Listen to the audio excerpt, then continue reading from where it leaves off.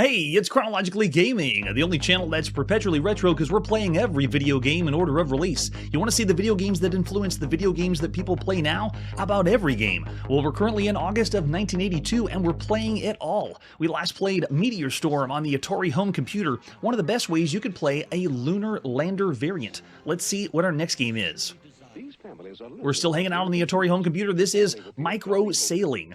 Let's see what Micro Sailing's all about, starting with the box. This is another one by APX, Atari Program Exchange. As usual, the front of the box is not really telling us too much, but it was re-released later by fully documented Main Street Publishing as Microsailing. They just kind of mashed it all together, but I don't think it explains sailing at all. If this is the real box, why is Indiana Jones on the front cover? Flip it over in the back. This is part of their Best of the Best series. It's a yacht racing game for 1 or 2 players. Sailors race around the buoys, competing against each other or the computer. The game teaches the basic sailing maneuvers of tacking and jibbing. Boat speed is dependent on good helmsmanship and wind conditions. There's 4 courses of varying difficulty. Experienced sailors elect to sail in stormy weather. The game offers 2 sets of rules. Standard, ignore boat collisions. Advanced follows the right-of-way rules of North American Yacht Racing Union. Whoa, it sounds like they're going to need to release this on the Intellivision. Because Intellivision got every National League, Major League Baseball, National Football League. They should have been on there.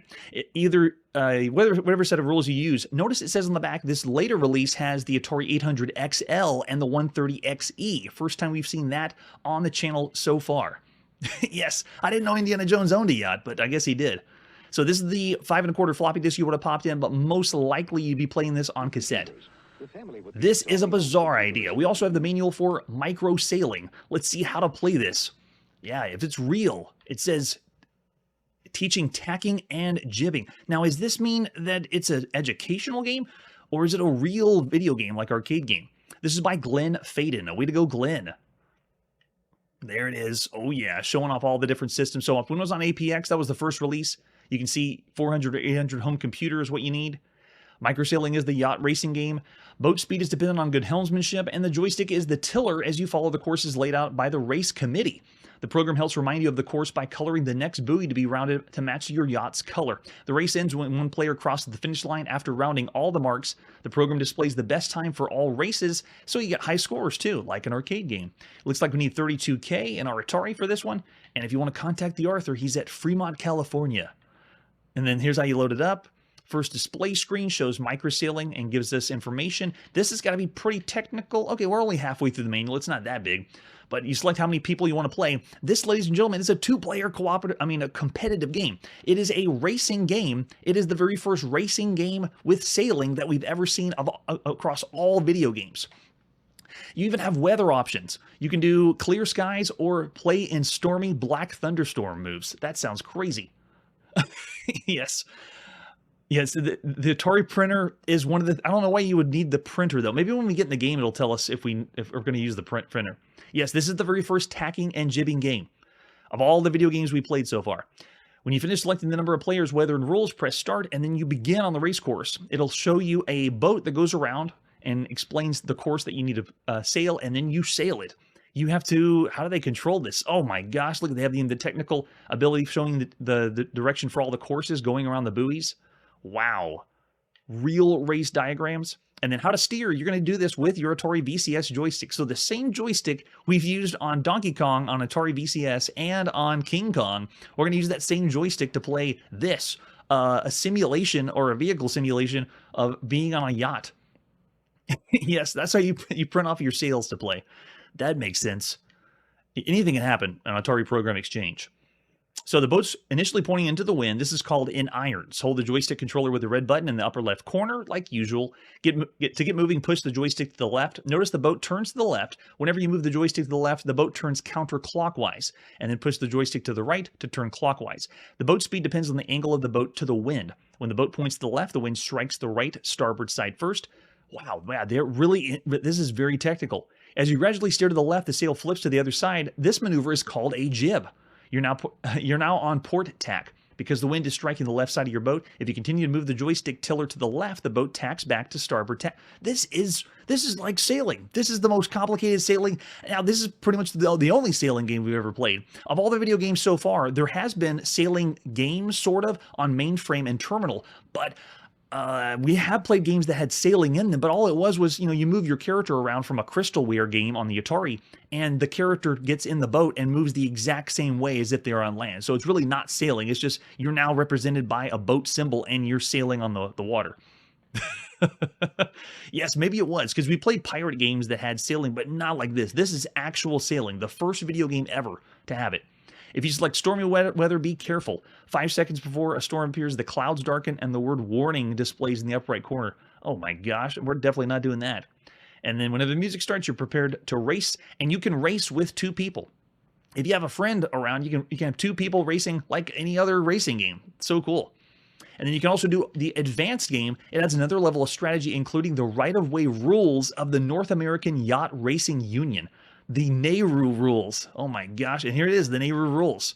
We don't want to break those. After the race is over, the boat crossed the finish line, or the race is canceled, you can reselect any game options and then keep on going. And I bet it has, like usual, APX gives you the review form. How was this game? Did you enjoy this game? Spanish, German. So this one is programmed in BASIC. Let's pop in and play Micro Sailing by Glenn Faden, published by APX and then later by Main Street Publishing at the beginning of August 1982. Yes, attack, jib, print. They gotta have a printing option. Well, most of the time when we see on APX, they just tell you all the things that are out that you can buy from Atari. So all the peripherals, whether the game uses it or not. I don't know why. Hey, sailing. Okay, there we go. So we can pick between player versus computer, advanced rules, stormy weather, standard rules, or clear weather, and then player versus player. All right, so we're going to do player versus computer. Probably going to die. We'll see what happens. Pushing start on our computer. I've never experienced a sailing game ever, so I can't believe we're in August 1982 playing a sailing game. They're building the course for us. Looks like this will be the first one. And then they're showing a ship. That's the ship moving around the buoys for course 1, showing us where to go. This is probably going to be a disaster. I'll let you know which ship I am. I would love to play this with another person, so we're both... And then they have the song. I'm going against the Atari. All right, so I'm player 1 on the left side as the pink ship. I have to... Oh, it actually works pretty well. The wind is showing us where it's blowing from. Let me go turn around this side and then make my way past the line here. There you go. So you can see when I go to the top, the wind doesn't really blow very hard. Wow, that's so cool. It actually is following the wind that's blowing down on us right now. All right, I'm going around the buoy at the top. Wow, what an ambitious racing game. This is unlike any other racing game that we've ever played. That I've ever played. You can see I'm rounding the buoy on the left side, and I have to follow what the wind patterns are, and they even have a time for us. Oh, it looks like I haven't got through any buoys. Only Atari is doing it correctly, because I didn't go around the first port, or the first buoy. And so it's following it's now showing Atari where to go, so I gotta go to the first one in the middle. Oh man, yeah, Atari definitely knows what they're doing. That's so fascinating, though. It's following the wind. It is not an arcade game. It's making me feel like this is a ship. Yeah, so I got the first one. Let's keep going to the top. I'm losing, but I'm understanding how it works. Moving your ship left and right. And controls are very responsive. Despite the fact that I'm losing, I understand what I need to do with the wind. Come on, around the buoy. There you go. All right, then we go around the right side. And you can see races over Atari. Blew me out of the water. Yeah, as far as gameplay, this is one of the most original games we've seen across all formats. It's a competitive racing game. It involves sailing and competitive sailing, even using real rules if you wanted to. Atari is the winner. And then we go to the next course. I don't know how well we're going to fare this one. So you can see which way to follow. Got it. All right. I'm memorizing the course. That's a good point. Zelda Wind Waker, even way before the GameCube. Having to learn how to sail a ship in August of 1982. We just played King Kong on the Atari VCS, and now we're playing this. So again, on the pink sailboat on the left side, starboard, it's showing us also which direction, if we're port tack or starboard or port. So that's very helpful too. If you look down on the side, let's go around the buoy this way. And I need to get it to highlight my side. And I also have to pay attention to the wind, where that's going. At least Atari is just wasting time for a little bit while I sail around. Got it. All right, so the first one's done. It looks like I'm up now. Let's keep going. Come on, come on. Go. It looks like they won't let us crash into one another, so I can't sabotage the other player. You have to play fair. All right, now you see he's caught up. I'm catching up to him. Got to figure out how to use the wind the best way. Wow. Yes, that's a good point. Machine language subroutines are in this. Yeah. Because the characters are on the screen, they've made themselves. Nicely done. Oh, Atari is still ahead. Oh, I got to think. They're using the wind. Because the wind's currently blowing. Yep. Wow. It is teaching you, though, how it works with the sailboat. So fascinating. Yeah, the developer, I can understand why this got picked up by another company, because this is extremely original. I don't think we're going to see anything like this for a very, very long time. All right, believe it or not, I actually want to keep going. I want to keep playing microsailing. I want to get better at it, and I want to be able to have someone else to play with. That's pretty fun. Of all the games you can play, it's definitely an above-average game. I'm going to start it at 3.5 stars, considering everything we've seen up to this point. There is no other game that is this technical with sailing and does anything with sailing like this. This is a true original. Errol's going 4 stars of all the games you can play. I wouldn't rate it as like one of the best games you could play on a home computer, but out there, this is a 3.5, 4-star game easily. Yeah, 4 at least. Now, it will take a little while to get used to, but I have never played this game. That was me just figuring out how to use my ship with the Atari VCS joystick, and it worked really well. It was very responsive. It didn't feel clunky. 3.5 or 4? Yeah, I'm going to go 4. I'm a fan. Microsailing is a true experience and something really cool for 1982. All right, let's see what's next. We're now going to the Apple II, and this is a Microscopic Journey. This one is a really hard one to come by. I couldn't find a lot of box or any other artwork except a few screenshots, so we're just going to pop in and play by Dan Sullivan, published by the Hayden Book Company, Microscopic Journey, at the beginning of August 1982. I think this one I'm going to have to speed up because it just wants to take its sweet time to load. There we go. Dan Sullivan, ready to rock? Let's do this. All right, so this one is another game that's based on the movie Fantastic Voyage, where you're shrunk down in a super small size and you want to go through a human body and destroy things. But it doesn't do what another game we've played earlier this year in February called Microbe does. This one isn't, they didn't get a doctor to recommend this game. All right, so do you want to, no, we do not. All right, so we're in. I am the black ship. Need to slide forward, nice and easy. So I'm going through a vessel now, avoiding the cells. Oh, I got one attached to me. Oh, and if you run into the side of the blood vessel, it damages it. And it's going to have to repair it. Yeah, Errol, that was done in BASIC. Microsailing was. Very impressive. All right, we're prepared for re-entry. So the concept is a cool idea. We've only seen 1 or 2 other games that have this idea to go inside of a human body or rip off Fantastic Voyage. Oh, look, you see, there's parts attaching to my ship that I have to avoid and laser them out. Uh-oh, blood vessel hull dissolving. No, get it off. It is very clunky. If you want to think of it like a shoot 'em up, you know, a scrolling shoot 'em up. The idea, though, is better than Microbe that we saw earlier in February 1982, where they were going very, very technical. It was more of a strategy-style game. I like how this one is taking an arcade approach, where let's just fly through and shoot stuff. in the human body. That's a lot more fun. But this one's so hard to find gameplay for that I haven't seen if there's anything next, or what we're seeing here moving through this one blood vessel is all the game is. Or like, do we go to any other parts? It shows that our destination is the heart, but whenever I've seen other people do gameplay for this or play far enough, they play about 30 minutes and there's nothing else that happens. It's all on this screen, so I don't know for sure if there's anything after this. Yeah, it is very, very difficult. It is being controlled with the Atari, the Apple paddles. So you can notice I'm just sliding up and down on the screen. It doesn't do nearly as much as the other one. Oh yes, we haven't seen that one on the VCS yet. So that one hasn't been released yet. We've only seen 1 or 2 other games besides this one that rip off Fantastic Voyage. Yeah, it does feel like we're on a slippery slide. For controls, though, it's pretty bad. We played other scrolling shooters or shoot 'em ups that work a lot better.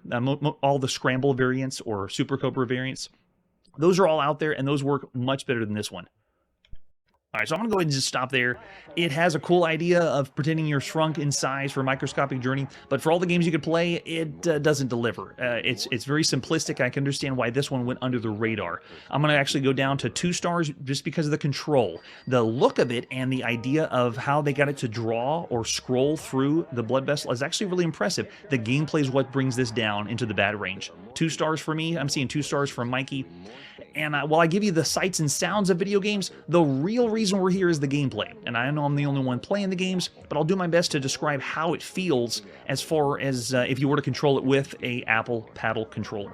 All right, so after Microscopic Journey, I really wanted something more from that one. Let's see what's next. Yes, it's the Commodore 64, the brand new Commodore 64. This is Mole Attack, the second game we've ever seen that you could play on your brand new Commodore 64. So this box looks pretty much like the Commodore Max machine because essentially what we're going to do is take the cartridge from the Commodore Max and plug it into our Commodore 64 because you're going to be playing the same game. If you've seen this one before, we played it already on the Commodore VIC-20 and on the Max machine. It is a Whac-a-mole style game. Yeah, let's go ahead and just pop in and play Mole Attack, developed by HAL Laboratory. KC Club Kirby is here. He knew it was coming. The beginning of August 1982.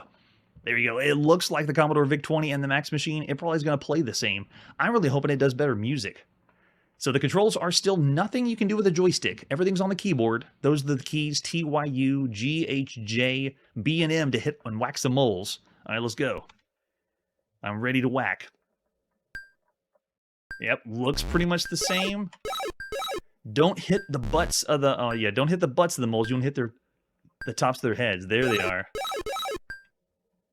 It is charming. This one is actually on lots of computers. Besides the 3 we've seen, we're going to see 4 or 5 other ones for Japanese home computers too. Those Japanese home computer games, though, are so difficult to pin down when the release date is.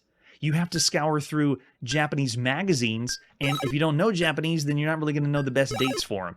So sadly, I'm doing my best, but we're not getting the best release dates. Hey! All right, so after that, that's pretty much Mole Attack. Of all the games you could play, how hard up are you to play a Whac-a-mole style game? I would still say it's still around the average range if you think of all the games you could play. And if you have a hard spot for HAL Laboratory like I do, I would still want to hit it around 3 stars. It's well done, it's charming, and it is exactly what it tells you it wants to be. It wants to be Whac-a-mole, and now you can play it on your home computer. So I'm going to say 3 stars. Just like we did for Commodore Max Machine and the Commodore VIC-20. Yes. I know, I saw it too. All right, after that, let's see our next game. We're back on the Atari home computer. This is Moonbase Io. Moonbase Io is a very unique video game. We're going to start with the box. This is 32K for the disc or 16K for the cassette. You'll need the joystick to play. It's the battle for the moons of Jupiter. The front of the box has a lot to be desired. We're shooting stuff, and we're going to shoot stuff, but we've seen better boxes. Actually, it's kind of what we'd see for a home computer game. Let's Shoot Things by Atari. So this is by PDI, Program Design Incorporated, and this one allows you to use, from the 2 different versions, you can actually hear the cassette tape play voices while you're playing the game. So it is one of the first times that the cassette tape will play audio tracks and also gameplay at the same time. Imagine you're waking from a deep, deep sleep. You find that you're the only human in a spacecraft silently gliding through deep space. So begins the adventure of Moonbase Io. A voice cassette narrates the adventure while the computer represents the player with several distinctive and challenging arcade battle scenes. Dazzling machine language graphics combined with rich sound effects make this one of the most exciting space games available for the Atari computer. And they're not lying, because the audio comes from the cassette tape rather than the game itself. They're not going to use the Poke Chip, or not as much in the Atari. Here's the ad you would have seen in magazines at the time. Blast your way through alien minefields, defend the moon bases from an attacking alien armada. It won't be easy. To win, you'll need to mount heroic assault on the alien mothership. And then there's the cassette. This is, you can see the voice cassette. Side A is long narration. And if you have it on disc, it's a different game. It's a slightly different game, depending on which one. Oh, the Coco did too. That's a good point. You could see those kind of things on educational games where the cassette is talking, or the audio side. For video games, though, we haven't seen as much. All right, so here's the manual for Moonbase Io, which we're talking about the moon on Jupiter. Jupiter's moon, Io. All right, so background. The idea behind Moonbase Io, they give you the pronunciation, was inspired by the flights of Voyagers 1 and 2, which took detailed pictures of Jupiter and its moons. Jupiter is the largest, most spectacular of the planets in our solar system. See, now I'm wondering, Curtis, is this an educational game? Because now they're telling us all about Jupiter's moons. Jupiter's largest moons, Io, Europa, Ganymede, and Callisto, range in size from slightly smaller than our moon to a little larger than the planet Mercury. They were the first bodies in the solar system to be discovered with a telescope by Galileo in 1610. Yeah, it's an educational this is not marketed as an educational title, but the manual sure feel like it is. All right, so you have the 3 moons, yes, traveling to Jupiter. Yeah, so they give us a little educational spiel in the beginning. And then the score of the game, you actually are going to be shooting stuff up. The cassette, if you do have the cassette version, has 2 sides. Side A contains a long narration to be used the first time the game is played. Side B contains a short narration to be used thereafter. So you accumulate a reserve defender ship each time your score turns 1,000 points, up to a maximum of 7 ships at level 0. The reserve ships carry over from moon-based battle to moon-based battle. The higher skill level, the farther the ship has to go in order to reach the moon. In addition, the higher skill level, the faster are the approaches to the moon. Yes. Yeah, if it educates you in the manual, does that mean it is an educational game or not? Occasionally, the alien force sends out a wave of invisible scout ships during a moon battle. You'll know when this happens because there appears to be a break in the action. These ships cannot fire at you. But even though you're invisible, you can hit them and score points. Got to get those points. So how do we use this? This is a unique game.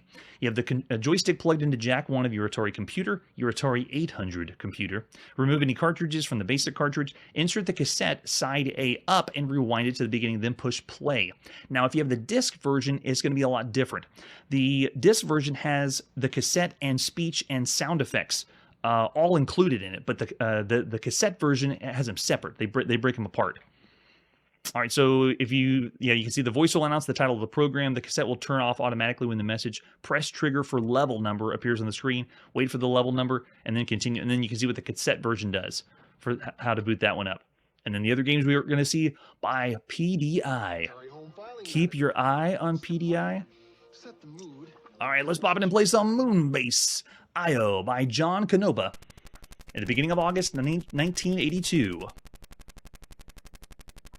So the true experience of this game is having the voice over while you're playing right now by John Canoba and the sound effects from the cassette tape. However, I cannot emulate or create the sound effects because you have to have the actual cassette tape and play those sound effects.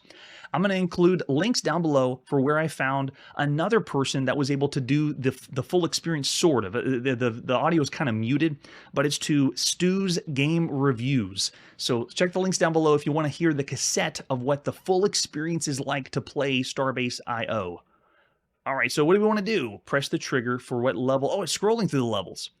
So at this point, I think the president is giving you an address or tells you that you need to save the world or something. And after you hear from the president, then you select what level you want. All right, so let's go. Level 1. Let's do it.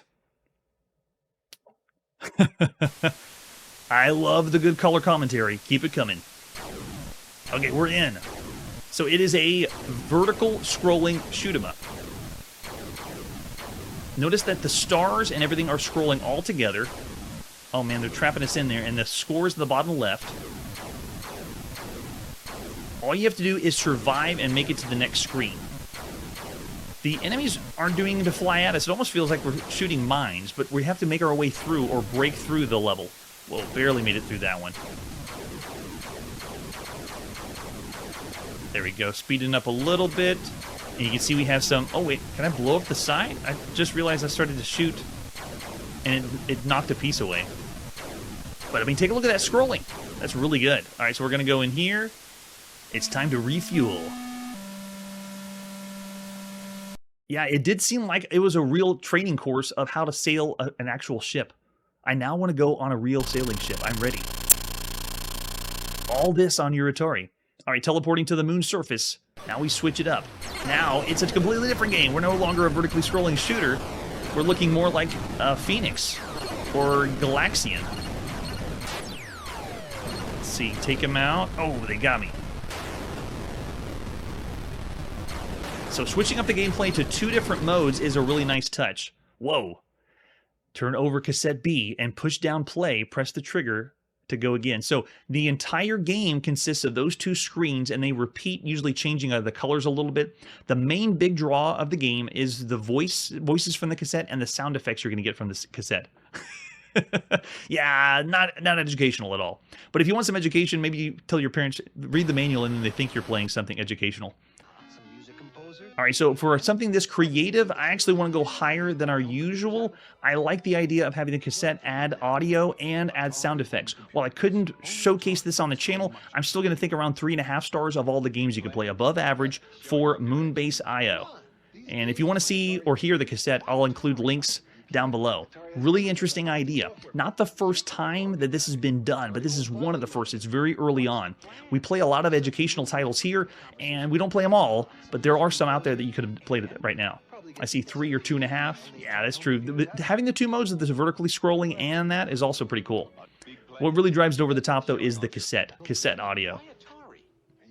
Yeah, it was pretty good audio. It sounded like the president was talking to or something from Mission Impossible whenever you hear it. It's pretty good. All right, let's see what our next game is. It's time to go to the United Kingdom and play on our BBC Micro. Are you the rich kid that had the BBC Micro instead of the ZX81 and ZX Spectrum? And this is Munchyman. Munchyman. I like the sound of that one. Let's take a look at the box for Munchyman. Available for both BBC models A or B, but you know you got the B, more memory. That is a very bare bones front of the box. Obviously, Munchyman is going to munch up some ghosts, and we're going to play some Pac-Man. They didn't really spend too much time on the marketing of this one. Flip it over in the back, and you can see that we're really holding a cassette in the palm of our hand. And let's pop in and play Munchyman. This is by Program Power at the beginning of August 1982. Oh, they had the BBC Micro. Did they shell out the Model B? Yeah, the Spectrum is what most people would have had by now. Well, if you got it in the mail, because you ordered it, it didn't necessarily come at the right time that you wanted it to. What? The game just crashed. I didn't do anything, and the game crashed. Oh, I'm scared now. We haven't seen crashes for a while. All right, let's try it again. Uh-oh. Looks like we'll just have to go into the game. Trapped in a maze with dreaded munchies, you gobble up all the dots and strip them of their power. If you clear one sheet, you'll automatically advance to the next, but beware, the more points you score, the more aggressive the munchies become. To help you are 4 power cells located in the corners. The munchies will turn green to yellow, and you have the opportunity to eat them. Oh yes, I'd like to know what the expense cost would be for an Apple II in Europe. So here's Munchyman. There's the dot star and points.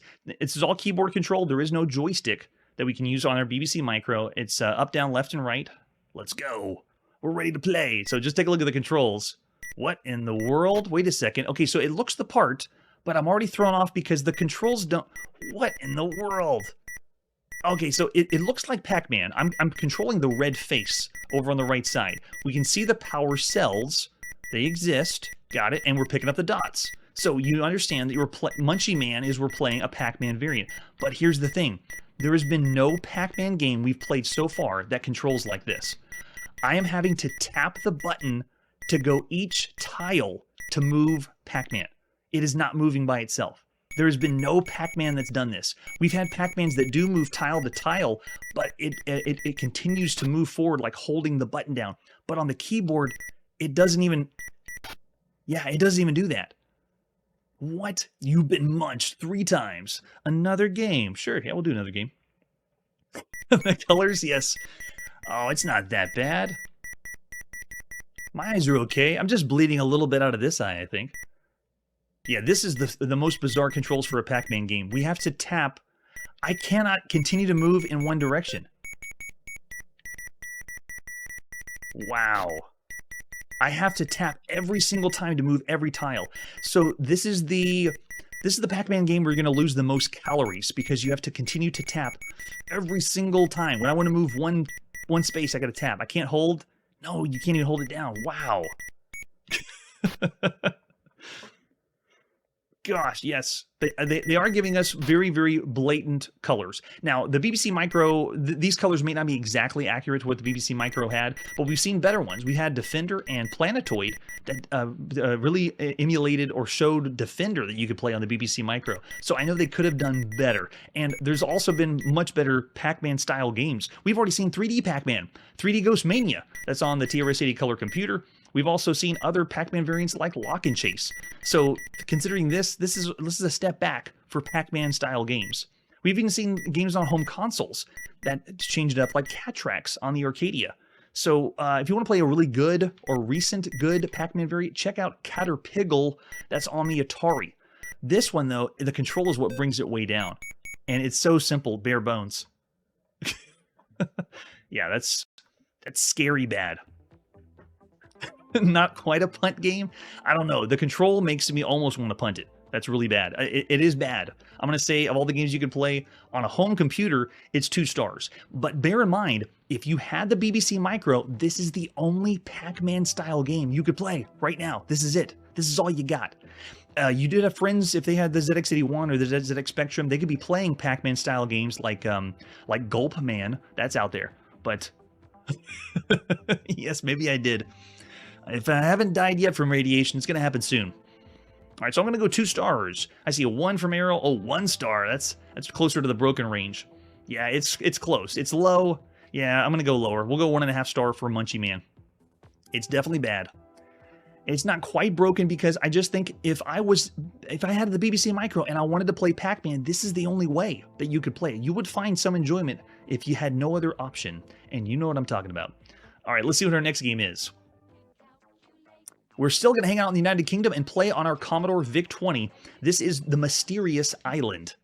I saw the half star. Oh my gosh. All right, Mysterious Island is another unique game. The United Kingdom is bringing some really unique ones out there. Here is the box for the Mysterious Island, a Jules Verne graphic VIC venture. You need 16K expansion. That is the largest expansion for any VIC-20 game we've seen thus far. And again, in the United Kingdom, that's pricey, man, to pay for the memory. This is by Mr. Micro. That's cute. Mr. Micro's got a heart. So this one has a cassette, parts 1 and 2. Yeah, there we go. We also have a practice side of the cassette. An example of the screenshot, too. Here is what was the inside sleeve of the Mysterious Island. Yeah, full graphics display, several games that lead up to an exciting climax. Separate practice program, and then a blank data tape to store the game to play later. That's nice. They give you a place to save. Oh, Vic Venture, yeah. There's no trademark by it. Quick, take it now. Unless it's too late. So the adventure starts after escaping from prison in a hot air balloon which descends to a small, inhospitable island. Once you've landed, the fun really begins. There's booby-trap fields, killer bees, hives to raid you for injury, and natives to be bribed. Enter the caves to find clues hidden under a mosaic floor, avoiding the crabs at all costs. Then negotiate a force field to capture the Nautilus and you're almost home, but not quite.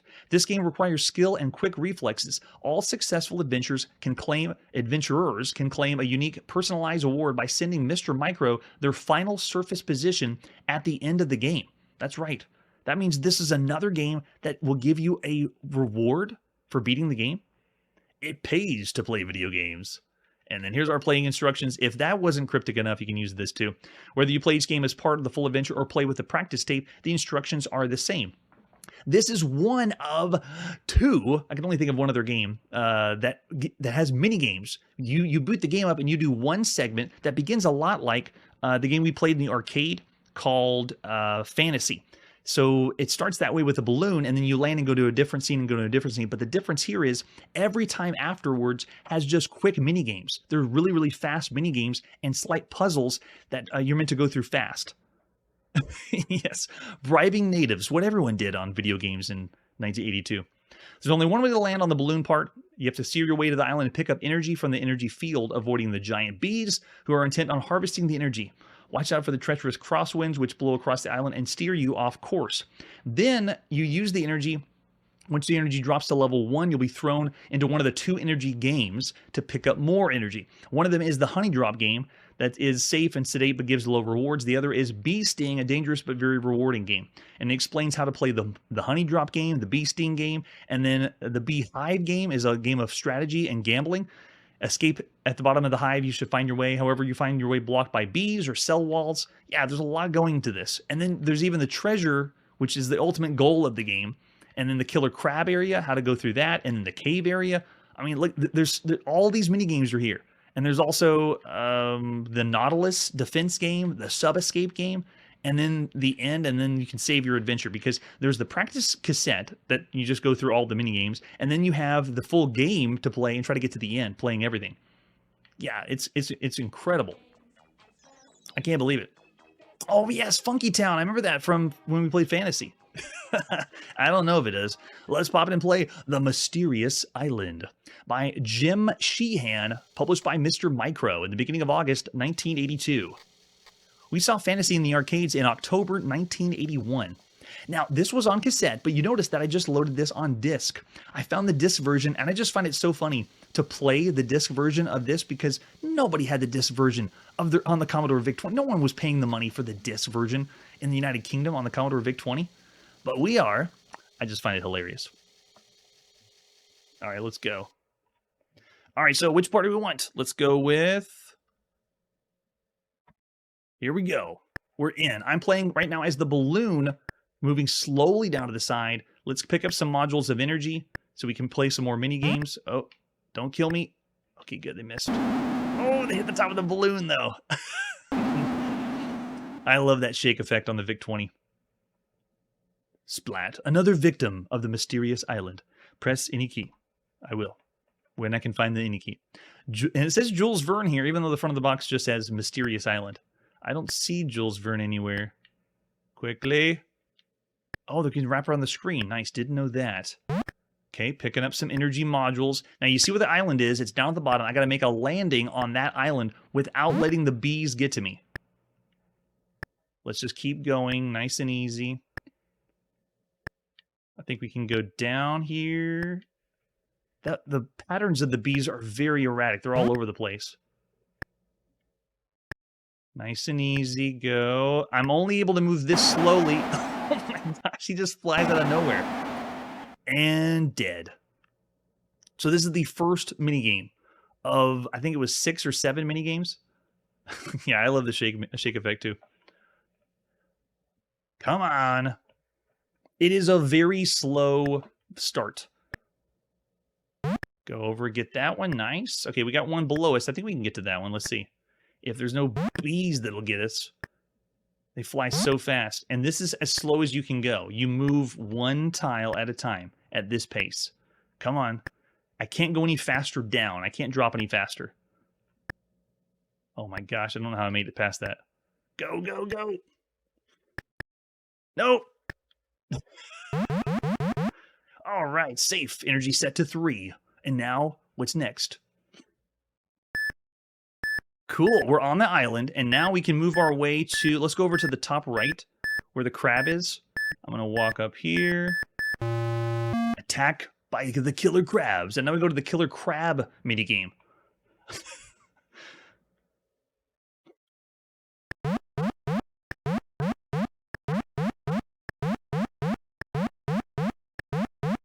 I am in the center of the screen. I'm still only able to move...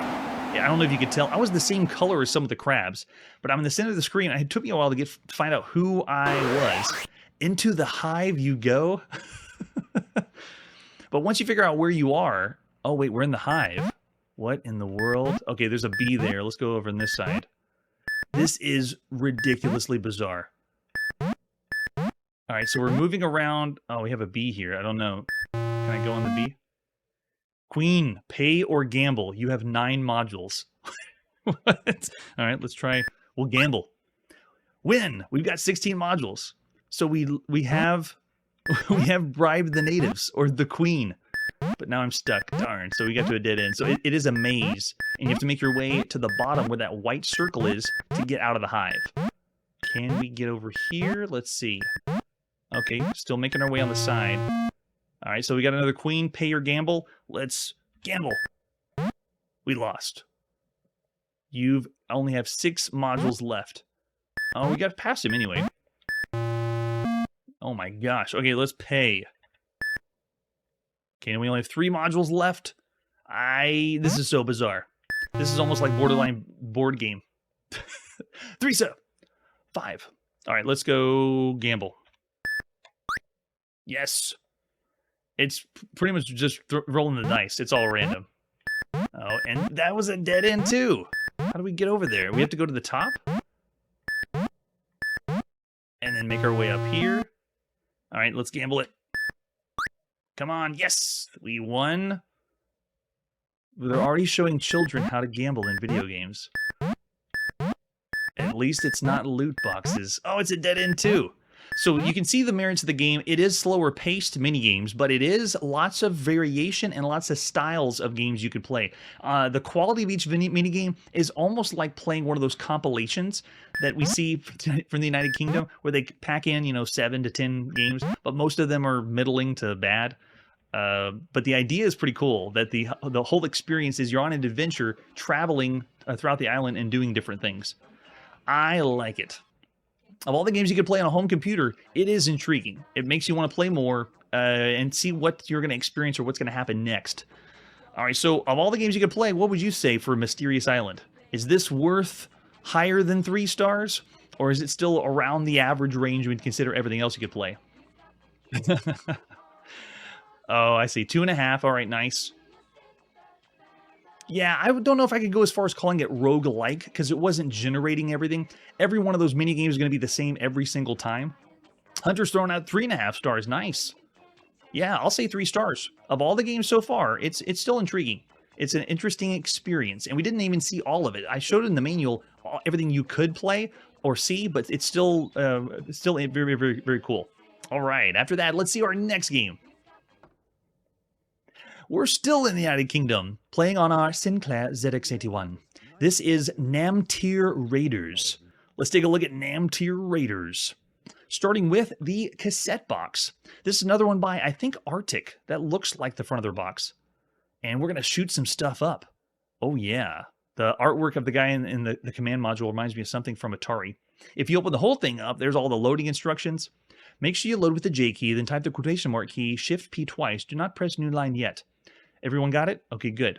If you saw it in Sinclair User, this is one of the ads you would have seen. It is down there by, way down there in the ZX81 arcade games in the center. Namtir Raiders. High-speed, quick-action arcade game with 4 separate groups of attackers. 4 pounds. That's it. 4 pounds. That's what I'm talking about when you think of cheap games. There it is. High-speed, fast reflex arcade game. The objective is to shoot down as many raiders as possible without being hit more than 5 times. The raiders come in 4 formations, and you must save the planet Earth. The controls of the game are as follows.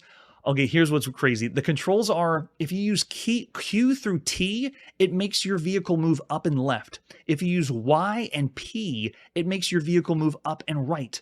If you do A through G, you go down and left, and if you do H through new line or enter, it goes down and right, which means this is the very first video game of all the fixed shooters we've ever played that is limiting your control to diagonals. We only can move diagonally, and that's it. There's no other way to move.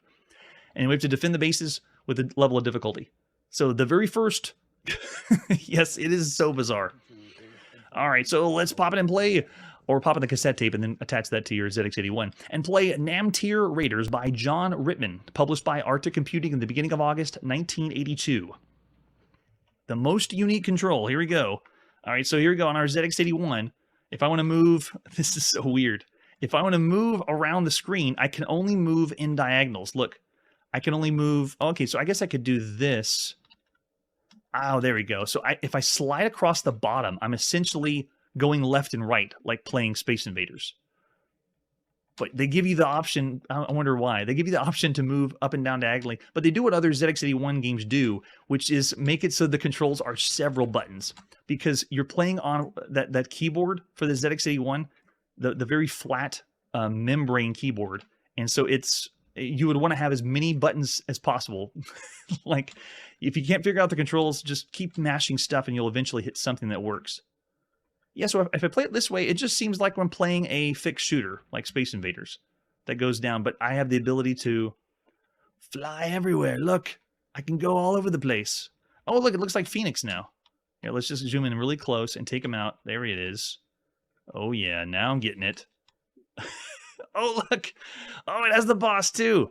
And the boss is everywhere. All right, let's see if we can go left to right. Whoa, and we beat up the boss really fast. Don't adjust your audio. There is no sound on the ZX81. All right, the movement does take a while to get used to. Hey, they got a dying splash screen. Press 1, 2, or 3 to change the speed. Okay, let's go fast. What's 3 look like?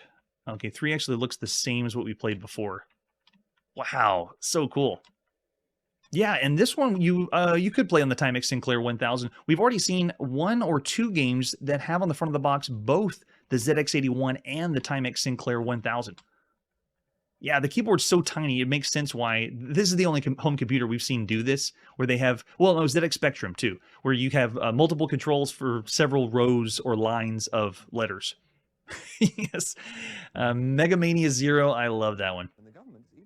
All right, so for Namtir Raiders, now it's a little unfair. We're rating this across all home computers. The ZX81 is a tiny little beast, and it would be this would be fun for 1982 if you only had the ZX81 and we were only comparing this game to ZX81. I would say actually it's about 3 stars, 3.5 stars. But because we have seen everything that you could play on a home computer, I'm going to say Namtir Raiders is a subpar affair. It still was all right. I kind of don't want to say bad, but at the same time, the way it's controlled using that keyboard, I want to have to say 2 stars. It is a bad game if you think of all the other games you could play on a home computer. It's tricky. I'm seeing Curtis throw out 2.5. Oh yes, 3 definitely. If it was only for everything on the ZX81, yes. But it's compared to everything else of all the games you could play on home computers, and there's lots of shooters out there. All right, man, where are we going now? Are we still going to stay in the United Kingdom? Yes, we are. We're now going on the ZX Spectrum, and this is Nightflite. Let's take a look at the box for Nightflite. Oh, that's really crisp. This is by Houston Consultants. Which ZX Spectrum did you get? The 16K or 48K? Nightflite is a good idea because this is the very first flight simulator for your ZX Spectrum. We've already seen some for the ZX81. This is the very first one you could play on your ZX Spectrum. And they did a good job because making it at night means you can just make the whole thing black and just make a few dots on the screen. Very clever. That's smart. It was released later by Athsoft. I don't know how to pronounce it. You can see they call it Nightflite 1 because we are going to see next year the sequel to Nightflite. And if you flip it open, the whole sleeve explains the different modes, the radio beacon, and gives you some of the instruments and takeoff. And then if you flip open the other Nightflite one, it shows you that you're going to pilot a light aircraft flying at night. Use your skill and judgment to fly accurately over radio beacons and land safely on the runway. Now, don't dog it yet. We had one game that was a flight simulator on the ZX81 that actually was pretty cool. It simplified a lot of it, and it worked. It worked well enough. There was another one, though, that was terrible. So this could be really, really good or really, really bad. Oh, yes, this Houston is going to have some good ones. There's the whole sleeve, how to load the program and the scenario, showing your heading. You're just going to go, every time you play, it's one place you're going to go from one to the other. It's you don't get to fly in different places. Yes, you take control of the light aircraft flying at night, climbing, banking left, banking right, descending, all from your keyboard. I think it's your keyboard. Yeah, because at this point, the first time you can play is going to be keyboard only. But there's a later release for Nightflite that's going to use the Competition Pro joystick. Yeah. There is the ad you would have seen in magazines. for Nightflite. They even show you a screenshot on the left side. It's essentially all black with a few dots. Oh, man. Oh, if you love flight simulators and you had the ZX Spectrum, this is the only option right now to play. And there it is. That's the controller, the joystick, the Competition Pro one that's going to be in the later release that you could be using that to fly because, I mean, you want to play a flight simulator, you got to have a joystick. There's our cassette tape to load Nightflite. All right. We also have the manual. If you open up and see the instructions, this is all the scenarios. It has different ways to play. What I'm going to do for brevity is go through the demo instead of playing the game, so you can kind of see what it's like. The way the game controls though is very, very clunky. It's almost bad, if not as bad as the ZX81 flight simulator. And there's better flight simulators you can play on home computers, specifically on the Atari, the one that was done eventually going to turn into Microsoft Flight Simulator, and then the ones we've seen by Thorn EMI, and then of course Apple II has a few good ones as well. All right, let's pop in Nightflite by Mike Mail, published by Houston Consultants at the beginning of August 1982. Oh yes, I'm seeing the joystick fans. Nice. All right, so you can see the different game modes. We even have autopilot if you want to do that. Majority of the time you play this flight simulator, you're going to be hearing that, but you're also going to see mostly the instrument panel. I mean, it takes up over half the screen. And even the other one we played on the ZX81, it still was, you know, about half of it. But look at that. All they got to do is program in the dots. Wow. And it allows you to play later with the joystick, but if you had this, as we're playing now in the beginning of August, only on the keyboard, that's rough. That's really rough to play a flight simulator. Look at that. Wow. And this is on the stock ZX Spectrum. And I think this will still work on this 16K because it's advertised on the front. You could have the low-end model of the ZX Spectrum and you're playing a flight simulator. What do you think? Would you be amazed?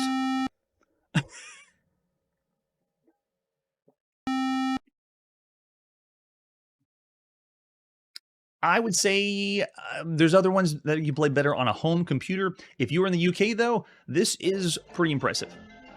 It would be fun and quaint, and it's pretty much the only option you have. So you could say it's the best flight simulator ever on the ZX Spectrum. But as far as all the games so far you could play, this one is I'm going to say still it's subpar. I'm not going to say bad because if you consider all the time and effort it took to make this one, and because there's the version later that you can use with the joystick, that will add some better playability, but I'm still going to go 2.5 stars of all the games you can play. I'm seeing Errol throw out 2. Yeah, I know, it's a tough sell. Even if you are not into flight simulators, this would be a lower rating. Yikes. Yes, playable 2.5. I see Mikey thrown out there, yeah. It also depends on how this was made. Like, how did they do, how is this programmed? Because, yeah, it's this, if it's for the 16K, that's amazing. That's so impressive. All right, after that, let's see what our next game is. We are still in the United Kingdom, and we just have to lump in every home computer. This is the Acorn Atom. We're going to play some Omega Mission. Here's the box for Omega Mission by Micromania. It's time to shoot some stuff. Yeah, there we go. With an example of the screenshot. And that's all we got. All right, fingers and toes and everything crossed. We're going to play some Omega Mission by Micromania at the beginning of August, 1982. I'm so scared. All right, let's load this up. I got to get the tape in here. Omega Mission. I got to type slow because the Acorn Atom doesn't like you typing fast. Nice and easy. There you go. Ah! And then run it. All right, load part 2 of the program to the cassette over to the blank side and rewind the tape. So, again, we're not actually in 1982 because this would take a lot longer. 5-10 minutes. Maybe go have some tea and then play the game. Ah! So, Control Shift. Return. Oh my gosh, there's so many things to remember. And the controls are just terrible. Okay, let's see what we got for controls. Okay, got it. No way. Can you guys believe this? This is a scramble variant on the on the Acorn Atom.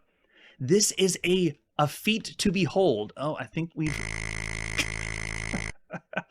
wow.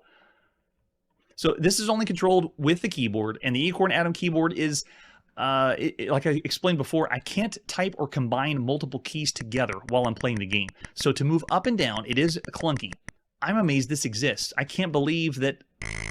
Oh man, it appears to be scrolling, 2D scrolling. I can't believe it.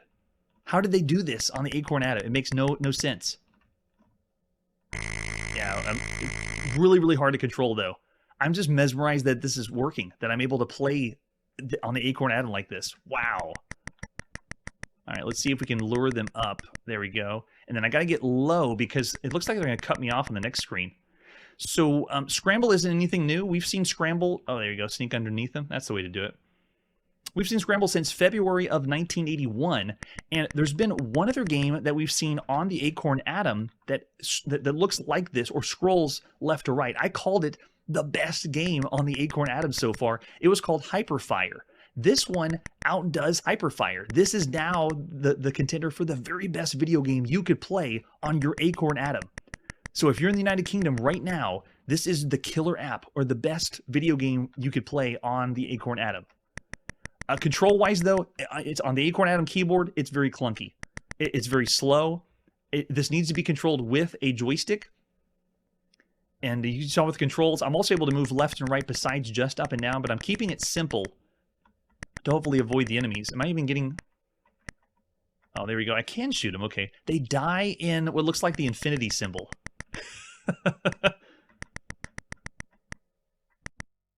Now, if you were familiar with the Acorn Atom keyboard, you would be able to work your way through this. But I mean, look at this. We're still going. I'm amazed at this. How in the world did this happen? Wow. And does it save or do we go back to the beginning? Oh, okay. We've broken the top score. What's your name? Wow. Can we go again? Yeah, so you're able to move forward and reverse too. Let me see if I can try that and what happens. So forward. Okay. So yeah, you have the ability to go forward. How do you go back? There it is. So I want to stay far back, though. We weren't doing very well going forward. No, I don't think I'll make it.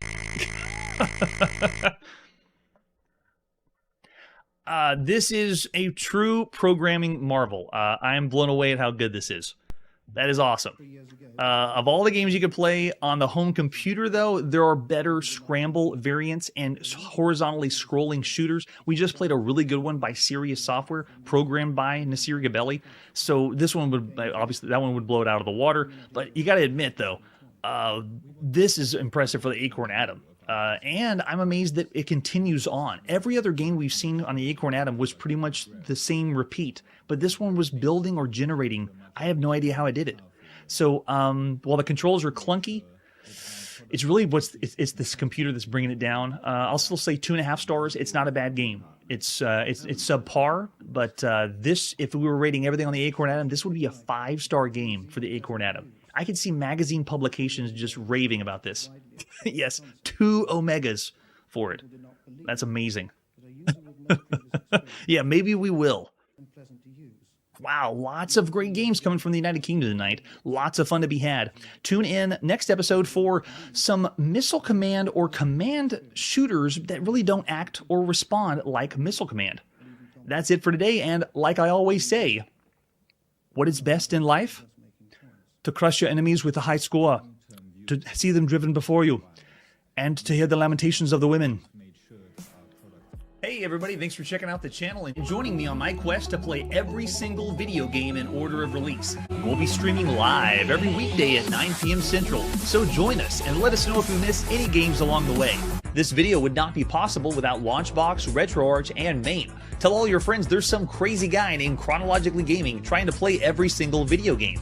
We have links down below that'll send you to places like our Discord and Patreon, and one that says all the video games we've ever played. If you go there, it's a list of everything, and you can click right to the game you want to see. Chronologically Gaming is the name to look for. We are Perpetually Retro, and we will catch you next time.